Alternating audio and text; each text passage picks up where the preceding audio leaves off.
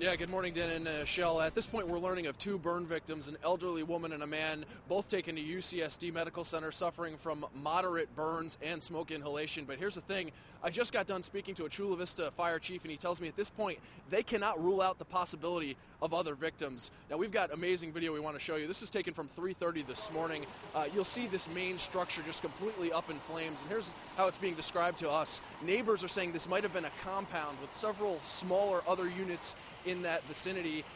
We don't even know if they were running the electricity. Fire department's still looking into that right now, but they say they might have been operating off of generators. We know that only that main structure was compromised. The smaller units around there not affected. We also know some cars went up in flames as well. But this is a rural part of Bonita with really only one way in. A very difficult situation for firefighters.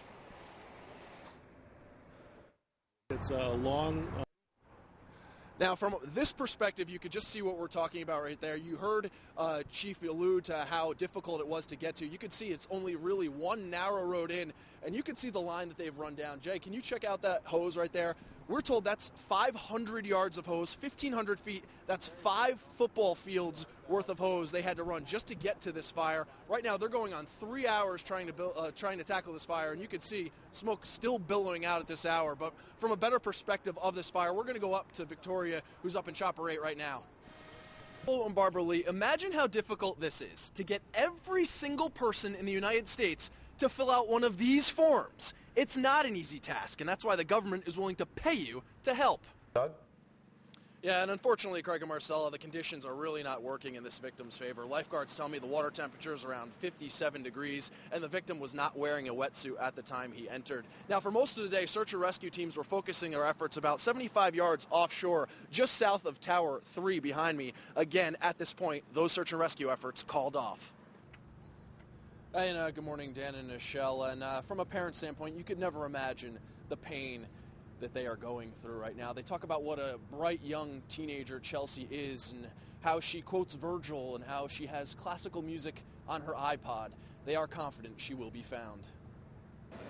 Yeah, and Matt, if we're going to compare our weather to Florida's, let's be true here. I used to live in Florida, and I remember what it was like to do a live shot. There, that's about right. Dan and Michelle, I've got my iPod Nano for only 99 cents. And all it took was some serious dedication standing in this line since 3 a.m. Wednesday morning. Now, well, music is key, but a big night of dinner and dancing can add up. So if you have time to learn a song, try making your own music. Well, if not, there's nothing wrong with turning your living room into a dance floor. And guys, I've got 2 words of advice for you. Michael Bublé. Report, Doug. Yeah, and Phil and Michelle, good morning. In this report, it states that Jim Sykes' car was traveling 95 miles an hour. He was speeding in and out of big rigs, applying pressure to the brakes, all while on the phone with 911. California Highway Patrol is backing his story. His 2008 Toyota Prius sped out of control. And we're looking at this home here in Lakeside, 2 bedrooms, a living room, and a bathroom. When animal control officers entered this home, they say dogs were piled up in crates, 60 in total. Well, good morning, Dan. And latest update here, SDG has arrived. They've got somebody from the gas side and the electric side here to go through their procedures and turn off both the gas and electric. Meanwhile, you see that firefighters are here as a precautionary measure. Now, let's take it over to video. They tell me earlier that this morning, a eucalyptus tree fell on top of a gas line that was connected to a boiler, and because it was so close, it did pose a threat. Meanwhile, they have evacuated the 2 closest buildings to the leak. That is at the Villa Bonita at the corner of Altaview and Woodman. However, they do report that there are no injuries, so some good news there. Now, as we come back out live, it looks as if SDG&E and firefighters are just wrapping up the scene right now. Now with the very latest on this tragic news, Doug.